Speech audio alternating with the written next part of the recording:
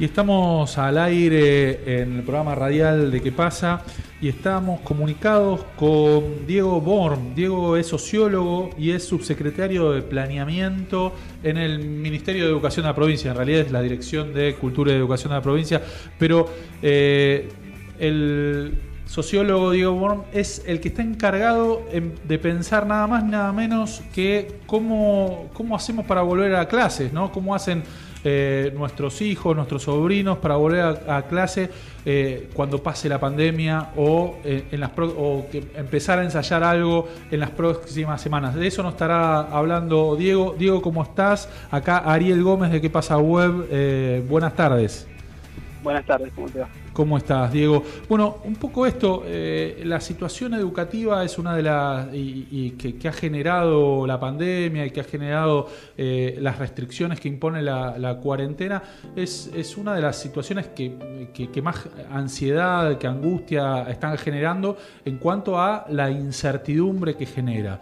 No te voy a pedir comprometerte con tiempos porque sería jugar a la ruleta, pero sí, ¿qué podemos saber de lo que se está pensando como para bajar un poco a tierra y poder llevar alguna información de acerca de cómo sería ese regreso a clases?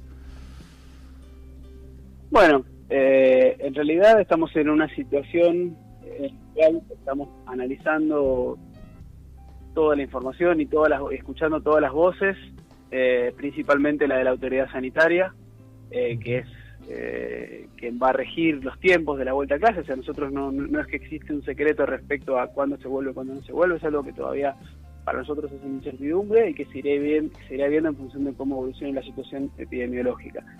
Nosotros, obviamente, desde que empezó la cuarentena, estamos pensando en cómo atender la situación, cómo garantizar el derecho a la educación en este marco tan difícil, pero también desde el día 1 estamos pensando en el momento de la vuelta. Claro. Hace alrededor de un mes formalizamos eso en una comisión entre la Subsecretaría de Planeamiento y la Subsecretaría de Educación para poder ver desde distintas dimensiones cómo poder empezar a pensar en ordenar distintos tipos de estrategias, ¿no es cierto? Que tienen que ver fundamentalmente con 4 dimensiones. Por un lado, como te decía, lo primero es lo sanitario, es lo que definen las autoridades en materia de política sanitaria, tanto nacional como provincial, como los gobiernos municipales. En segundo lugar, tiene que ver con lo comunitario, con las tramas comunitarias, con la densidad de población, con el tamaño, con la circulación del transporte público, con redes de organizaciones sociales que existan, digamos, con todo lo que tiene que ver con el entramado donde se ubica la escuela. En tercer lugar, tenemos la dimensión que tiene que ver con la infraestructura escolar y con los recursos que dispone la escuela, porque no es lo mismo una escuela que tenga, por ejemplo, secciones, un aula, digamos, un grado con 30 chicos o más, y que tenga una matrícula total de 2.000 chicos, que una escuela ubicada en un contexto rural, en un partido con escasa población, donde tenés por ahí, hay escuelas que de matrícula pequeña que tienen menos de 10 alumnos, entonces ahí el regreso es mucho más simple. Claro. Donde obviamente tienen que cuidarse y cuidarse todos los protocolos sanitarios de higiene, de desinfección, pero la vuelta de esos chicos no genera estrés, digamos, en la circulación por la vía pública, que es lo primero que hay que tratar de reducir. Digamos, pueden mantener la distancia entre las escuelas sin mayores problemas. Entonces, en esos casos, pensar la vuelta a clases tiene una simplicidad mucho mayor que pensarla en aquellos distritos que son muy populosos, que están atravesando una fase estamos todavía en la fase de aislamiento social, no de distanciamiento. Entonces lo que estamos viendo es cómo articulamos esta información o esta situación de estas 4 grandes dimensiones. Perdón, la última era la parte curricular también, porque en función de cómo podamos garantizar la presencialidad, tenemos que pensar cómo reestructuramos lo curricular en función de qué contenidos, ¿no? ¿En qué contenido se va a poner? Lo presencial con lo virtual, porque la vuelta también va a ser en horarios más reducidos. Entonces ahí también la parte de la educación a distancia va a seguir estando, pero esa parte también va a estar mucho más articulada con lo presencial de lo que podemos hacer ahora, donde obviamente no está el contacto entre el docente y el alumno. Y para bajar a tierra un poquito estas 4 dimensiones que nos estás describiendo, y pensando de que que podríamos tener clases antes de que haya una vacuna, ¿no? Que podríamos tener clases con presencia del virus y teniendo que tomar cuidado. ¿Cómo te imaginas ese primer momento, ¿no? Que las autoridades, como bien decís, es la autoridad sanitaria la que marca los tiempos y dice, bueno, podemos intentar volver a clase en una fase 1, digamos. ¿Cómo sería esa fase 1? Hoy estamos en fase 0, ¿no? Está cada uno en sus casas. ¿Cómo sería esa fase 1 del regreso a clases? ¿Cómo, en el AMBA, digamos, ¿no? Como bien decís, el interior de la provincia de Buenos Aires tiene algunas características que no generan grandes complicaciones en empezar de vuelta a clase. Seguramente el interior va a dar este pasito antes, digamos, que el AMBA. Pero, ¿cómo podríamos imaginar en cuanto al transporte, en cuanto a los ingresos, en cuanto a la distribución en el aula, en cuanto a los recreos, en cuanto a los días de clase? ¿Hay posibilidad de bajar a tierra alguna de estas dimensiones? Sí, nosotros cuando estamos trabajando con esta información, justamente lo que estamos haciendo es pensar qué estrategias se adecúan más a cada una de las situaciones. Evidentemente en el AMBA tenemos el gran problema del transporte, o sea, que es, si se quiere, la variable fundamental a la hora de pensar lo que implica la vuelta a la escuela, ¿no es cierto? Más allá de todos los cuidados y de todas las situaciones que tenemos que contemplar adentro de la escuela en el marco de la pandemia, también tenemos la otra parte, que es el aumento de la circulación. Y en el AMBA somos 17 millones, usamos mucho transporte público, no siempre vamos a escuelas que nos quedan cerca de las casas, entonces esa dimensión del transporte es fundamental. Nosotros, así como estamos obviamente trabajando codo a codo con salud, también estamos trabajando con transporte, estamos evaluando distintas alternativas, pero evidentemente en el AMBA, que es donde todavía que está en fase 1, es una situación mucho más compleja, y el día que se pueda empezar a volver de a poco va a ser muy paulatino, porque también ahí tenemos grupos grandes. Digamos, pensemos que en la provincia de Buenos Aires un aula promedio tiene 36 metros cuadrados, es el aula tipo. Sí. En ese aula, con las medidas de distanciamiento social de 1,5 metros de distancia entre las personas, tenemos alrededor de 15 chicos que pueden asistir junto al docente en el mejor de los escenarios, ¿no es cierto? Claro. Si tenemos la ventilación adecuada, si tenemos las medidas de desinfección, etcétera. Entonces ahí claramente tendrá que pensarse en algún tipo de desdoblamiento de la matrícula, con horarios más reducidos, claro, con horarios de ingreso y egreso a la escuela diferente para los distintos grados, de modo tal de que no se aglomere gente ni en la puerta de las escuelas, ni generando un volumen. O sea, si tenés 100 personas, no es lo mismo que las 100 personas vengan a las 8 y se vayan a las 12, que si decís, bueno, 20 vengan a las 8, otras 20 vengan 8 y 20, otras 20 vengan 8 y 40, y así sucesivamente.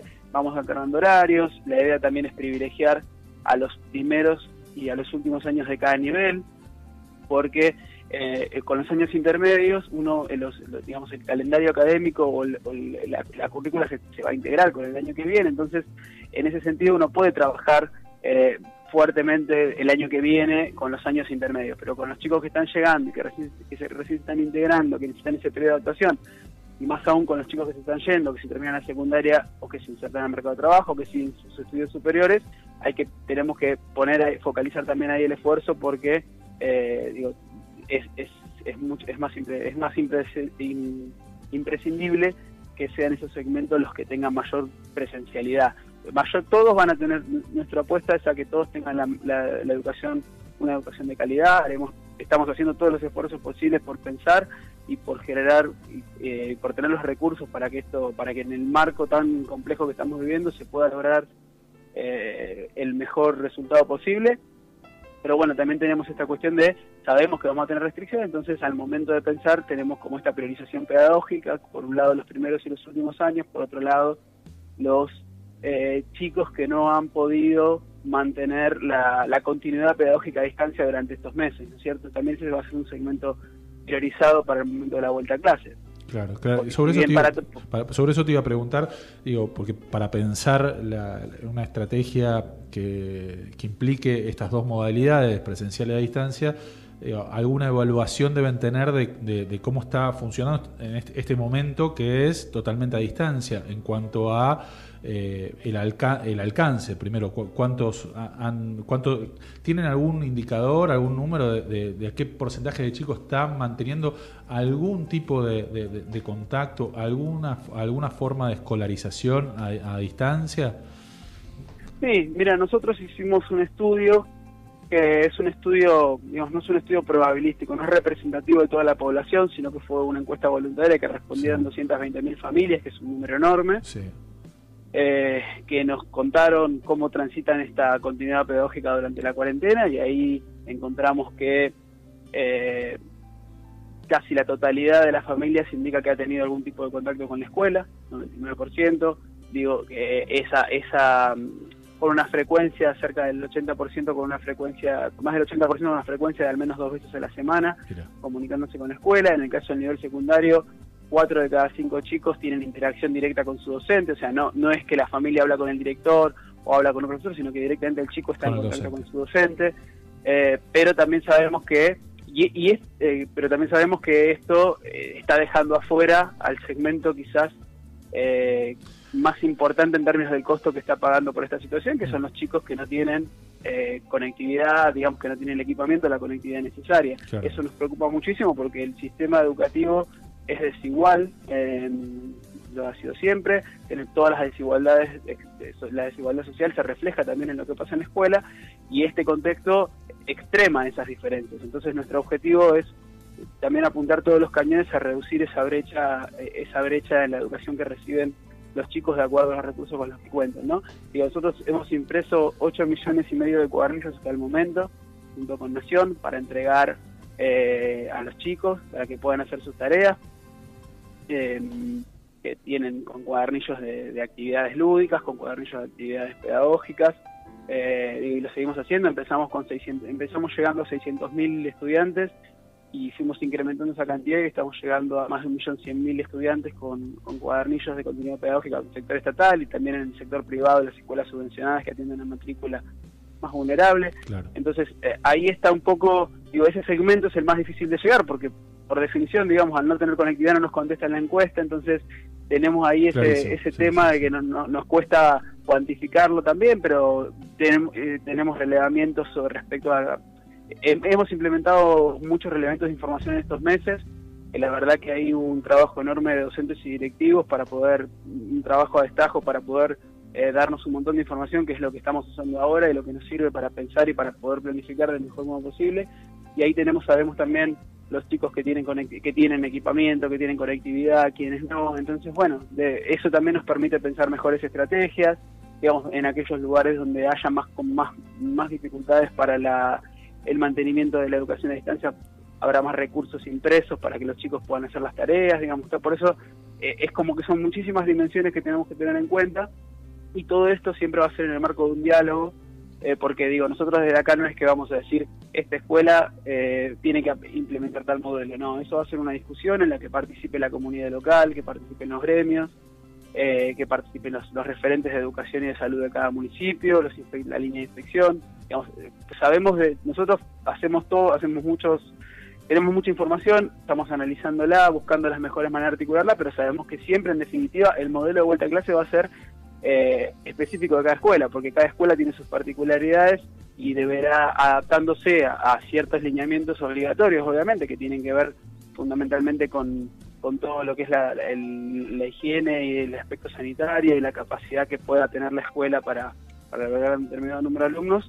Lo que es como que va a ser la escuela cada escuela va a tener su propia vuelta a clase en función de sus características. Nosotros apoyamos mucho ese diálogo, y de hecho estamos empezando ya con los jefes regionales, los jefes de inspección de las regiones educativas, conversaciones con los gremios, y estamos ya empezando a implementar mesas distritales para que los distintos actores dialoguen y para empezar a avanzar en acuerdos, claramente. Sí.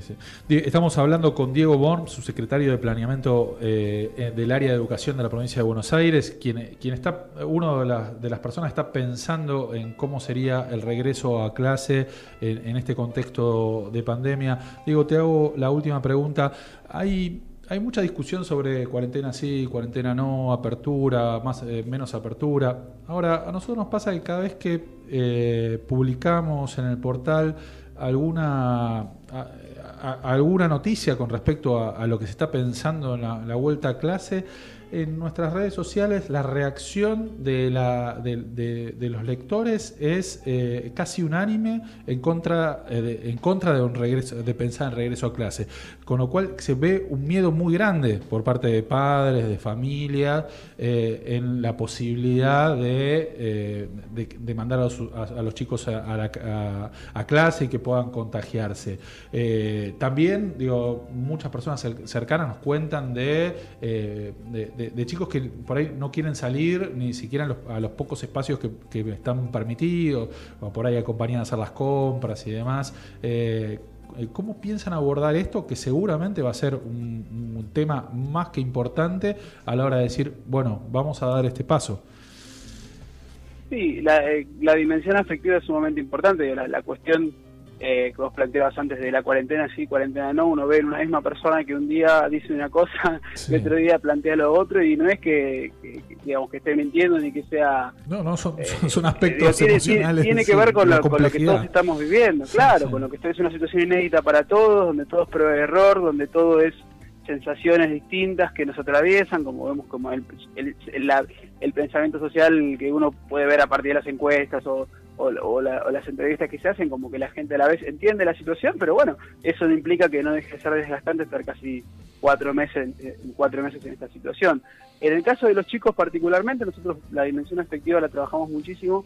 De hecho, también en el marco de la cuarentena se ha trabajado mucho desde el área de psicología de la Dirección General de Cultura y Educación, que tiene, pensando también en estos conflictos, incluso en la problemática de la violencia intrafamiliar, que fue una preocupación desde el día 1, ¿no es cierto? Porque si ya es compleja siempre, en estas circunstancias donde la incertidumbre también genera otro tipo, puede afectar también otro tipo de cuestiones, entonces siempre fue una preocupación desde el día 1, y nosotros también lo pensamos muchísimo eso, y por eso tiene que ser consensuado con la comunidad local, con las familias, entender qué pasa. Entendemos también que para los chicos la necesidad del lazo afectivo es de una importancia muy grande también. O sea, cuando pensamos la vuelta a clase no la pensamos solo desde lo curricular o desde lo pedagógico, sino también de la necesidad que tienen los chicos de encontrarse, ¿no es cierto? Es una dimensión muy, muy, muy relevante también para pensar las estrategias, y por eso queremos que la vuelta a clase sea para todos los chicos de la provincia. Agradecemos Diego Born, subsecretario de Planeamiento de la Dirección de Cultura y Educación Provincial, por este rato de charla y esta reflexión casi conjunta y acercamiento acerca de lo que se viene pensando de cara a pensar el regreso a clase.